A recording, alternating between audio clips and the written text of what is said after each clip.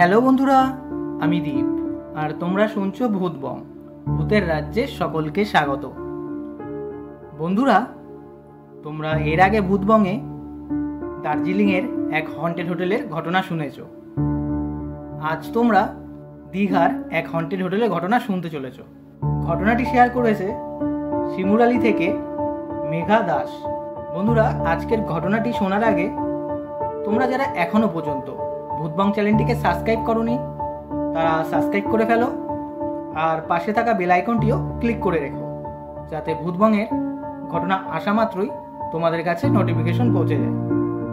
তাহলে বন্ধুরা, আর কথা বাড়াচ্ছি না, কানে হেডফোন গুঁজে নাও, চলো আজকের ঘটনাটি শোনা যাক। নমস্কার দীপদা, আমি মেঘা দাস, নদিয়া শিমুরালি থেকে বলছি। আমি তোমার ভূতবংয়ের একজন পুরনো শ্রোতা। আমি তোমার চ্যানেলের ঘটনাগুলি শুনি ঠিকই, কিন্তু কখনো আশা করিনি যে এমন ভৌতিক ঘটনা আমি নিজে শেয়ার করব একদিন।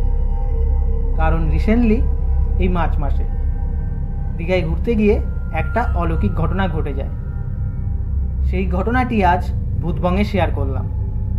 আশা করি ঘটনাটি দর্শকদের খুব ভয়ের লাগবে। এই বছর মার্চ মাসে আমি, মা, মাসি, মাসির মেয়ে, মামি আর আমার বোন, এই 6 জন 3 দিনের ট্যুরে ওল্ড দীঘায় যাই। আমরা আগের থেকে অনলাইনে হোটেল বুক করে রেখেছিলাম। হোটেলটাও ছিল খুব সুন্দর। আমরা 2টো রুম বুক করি। দীঘায় আমরা দুপুরবেলায় পৌঁছাই। ওই সন্ধে নাগাদ আমরা সবাই একটু ঘুরতে বেরাই। ওই ঘুরে ঘুরে রাত 8টার মধ্যে আবার হোটেলে ফিরি। আমরা তখনও 6 জন একই রুমে ছিলাম। ঠিক হয় যে রাতে মা, মাসি আর মামি অন্য রুমে থাকবে, আমরা বোনরা অন্য একটা রুমে থাকবো। 6 জন একই সাথে বসি ডিনার করতে। হঠাৎ বাথরুম থেকে বিড়ালের ডাকের শব্দ আসে, 2বার ম্যামও আওয়াজ। আমরা ভাবি যে এই রুমে বিড়াল তো দেখিনি যখন চেক ইন করি, বিড়াল ঢুকলো কীভাবে। মাসি সঙ্গে সঙ্গে যায় বাথরুমে দেখার জন্য, গিয়ে দেখে কিচ্ছু নেই। তখন আমাদের মনে খটকা লাগে, কিন্তু মা বলে, আরে দূর, মনে হয় বাইরে থেকে আওয়াজ এসছে, আর আমরা ভুল শুনেছি, বাথরুম থেকে এসছে। তো ব্যাপারটা না অতটা কেয়ার করি না। ডিনার করে মা, মাসি আর মামি ওদের রুমে চলে যায়। রাত তখন 10:30 বাজে। কলিং বেলটা বেজে ওঠে আর দরজাটা আমি খুলি। দেখি মাসি পিৎজা নিয়ে এসছে। আমি বলি, কি হলো, এত রাতে আবার পিৎজা অর্ডার দিতে গেলে কেন? মাসি বলে, আরে রাতে তোদের খিদে পেতে পারে, তাই আগের থেকেই দিয়ে গেলাম। তো মাসি আমাদের পিৎজাটা দিয়ে চলে যায়। আমি যে দরজাটা বন্ধ করি, সাথে সাথে আমার ফোনে কল আসে। কলটা মা করে। মা আমাদের ফোনে বলে যে, তোদের কোনো দরকার পড়লে আগে বেরাবি না, আমাদের ফোন করবি, আমরা আগে যাব। তো আমি বলি ঠিক আছে। তারপর আমি মাকে বলি, রাত করে ফুল পিৎজাটা আমাদের দিয়ে গেলে কেন? এতটা আমরা খাবো না, হাফ তোমরা নিয়ে যাও। মা বলে, মানে কি বলতে চাস? পিৎজা কখন দিয়ে গেলাম? আমি বলি, আজব তো, মাসি তো এইমাত্র দিয়ে গেল। মা সঙ্গে সঙ্গে ফোনটা কেটে দেয় আর 3 জন আমাদের রুমে ছুটে আসে। মাসি বলে, কিরে তোদের কি হয়েছে, ভুলভাল বকছিস? আমি কখন পিৎজা দিয়ে গেলাম? আর একটু আগেই ডিনার করে গেলাম, পিৎজা অর্ডার দিতে যাব কেন? এইসব শোনার পর তো আমরা পুরো শক হয়ে যাই, মানে কি বলবো ভেবে পাচ্ছি না। মাসি বলে, দাঁড়া, ম্যানেজারের কাছে যাই, সিসিটিভিটা চেক করে দেখতে লাগবে। তো সেই মতো আমরা ম্যানেজারের কাছে যাই, কিন্তু সেই সময় রিসেপশনে ম্যানেজার ছিল না, অন্য স্টাফ ছিল।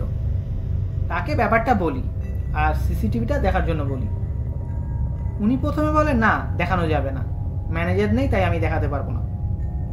আমরা অনেক রিকোয়েস্ট করি, উনি একবার এক এক রকম কথা বলে সিসিটিভি খারাপ আছে, এই আছে সেই আছে, এরকম বলে যাচ্ছে, তাল ভানা করছে।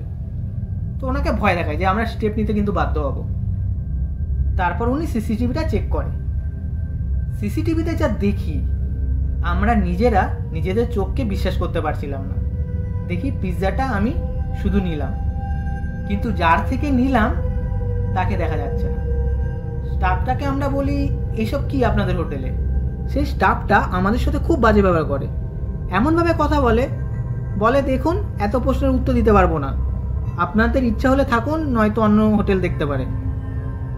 আমাদের সবার মাথা গরম হয়ে যায় খুব, আমরা খুব ঝামেলা করি সেই স্টাফটার সাথে। আর ওই স্টাফটা না ড্রিঙ্ক করা ছিল। আমাদের চেল্লাচেল্লিতে অন্য স্টাফরাও ছুটে আসে, তারা এই ঝামেলাটা থামায়। আর সেই স্টাফগুলো স্বীকার করে নেয় যে ওই সেকেন্ড ফ্লোরে প্যারানর্মাল জিনিস ঘটে। তো ওনারা বলে দেখুন এইসব জিনিস জানাজানি করিয়েন না, তো আজ রাতের জন্য আপনাদের অন্য মানে থার্ড ফ্লোরের রুম দেবো, সেটাই থাকুন, কোনো প্রবলেম হবে না, সকাল হলে আপনারা চাইলে যেতে পারেন অন্য হোটেলে। তো সেই মতো আমরাও ঠিক করি যে রাত্রে তো আর পাবো না হোটেল অন্য, তো সেই রাতটা ওইখানেই থেকে যাই। আমাদের থার্ড ফ্লোরে একটা রুম দেওয়া হয়, আমরা 6 জন একটা রুমেই ছিলাম। সারা রাত তো কারোই ঘুম আসেনি। সকাল হয়, যখন বেড়াতে যাব তখন দেখি ওই রিসেপশনে আরও একটা ফ্যামিলি, ওই ফ্যামিলিতে হাজব্যান্ড ওয়াইফ আর ওনাদের ছেলে 13-14 বছরের ছিল। তো দেখলাম ওনারাও ঝামেলা করে বেরিয়ে গেল। বাইরে বেরিয়ে তাদের সাথে আমরা কথা বলি, ওনারাও সেম ঘটনা বলে। ওনারা সেকেন্ড ফ্লোরেই ছিল। ওনারা বলে হঠাৎ বাথরুমের কল খুলে যাচ্ছিল, যতবার কল বন্ধ করতে যাচ্ছে মানে বন্ধ করে রুমে আসছে ততবার আবার আপনি কল চালু হয়ে যাচ্ছে। এমন সারা রাত চলে, তার জন্য ওনারা ঘুমাতেও পারে না। আর যখন ভোর 4টে বাজে তখন ঘুমে সবারই চোখ লেগে আসে, মানে হালকা ঘুম দেয়, মানে খুব গভীরভাবে যে ঘুমিয়েছে সেমন না। ওই মহিলাটার চোখ খচখচ আওয়াজে খুলে যায়, আর উনি দেখে যে একটা মহিলা হামাগুড়ি দিতে দিতে বাথরুমে ঢুকে পড়ল। তখন উনি ওনার হাজবেন্ডকে ব্যাপারটা বলে, আর সঙ্গে সঙ্গে 2 জন বাথরুমে যায়। বাথরুমে গিয়ে দেখে ভেতরে কিছু নেই। ওনাদের মুখে এই ঘটনা শোনার পর আমরাও আমাদের ঘটনা ওনাদেরকে বলি যে এই ব্যাপার হয়েছে। তো ব্যাপারটা হলো যে 3 দিনের জন্য আমরা হোটেলটা বুক করেছিলাম, বাদ বাকি দিনের টাকা আমাদের আর রিটার্ন দেয়নি। ওনাদের বক্তব্য যে আপনাদের তো পাল্টা অন্য রুম দিয়েছি, সেটাতে থাকলেন না কেন? তো আমরা কথা বাড়াই না, ঝামেলা বাড়াই না, কারণ এক জায়গায় ঘুরতে গেছি, ঝামেলা করে কী হবে। তো আমরা হোটেল থেকে বেরিয়ে যাই আর টাকা রিটার্ন নিই না, অন্য একটা হোটেল ভাড়া নিই, সেটাতে আমরা বাদ বাকি দিনগুলো কাটাই, আর ওই হোটেলে কোনো প্রবলেম হয়নি। তো এই ছিল ঘটনা। আমার একটা বক্তব্য যে আমরা প্রত্যেকেই যারা দীঘা ঘুরতে যাই বা যেখানেই ঘুরতে যাই না কেন, আমরা চাই যে খুব সুন্দর হোটেল, হাইফাই হোটেল, কিন্তু ওই হাইফাই সুন্দর দেখলে যে কমফোর্টেবল ফিল হবে সেটাও কিন্তু না। মানে যেমন আমরা ফিল করেছি জিনিসটা, মানে যে জিনিসটা আমরা হাড়ে হাড়ে টের পেয়েছি। তো দীপদা এটাই বলার ছিল। তো এই ছিল ঘটনা। তোমার যদি ভালো লেগে থাকে ঘটনাটি ভূতবঙ্গে পড়ে শুনিও। তাহলে বন্ধুরা আজকের এই ঘটনাটা কেমন লাগলো তোমরা কমেন্ট করে জানিও। আর আমার ব্যক্তিগত মতামত বলে যে এই সুন্দর হোটেল, হাইফাই হোটেল বা নর্মাল হোটেল, কোন হোটেলে কি থাকবে আগে থেকে তো সেটা বলা যায় না। আমরা যে কোনো বুক করি অনলাইনে বলো বা সেখানে গিয়ে বুক করি হোটেলটা, তো কোন হোটেলে কি থাকবে এটা কারোর পক্ষেই সম্ভব না যে এই হোটেলে নেগেটিভ জিনিস হবে কি না। কপাল যদি খুব খারাপ থাকে আর দিন যদি খুব খারাপ থাকে তো এরকম ঘটনা ঘটবে। তো এটা আগে থেকে বোঝাও অসম্ভবের ব্যাপার। তো বন্ধুরা তোমরা কি বলো, তোমরা মতামত জানিও।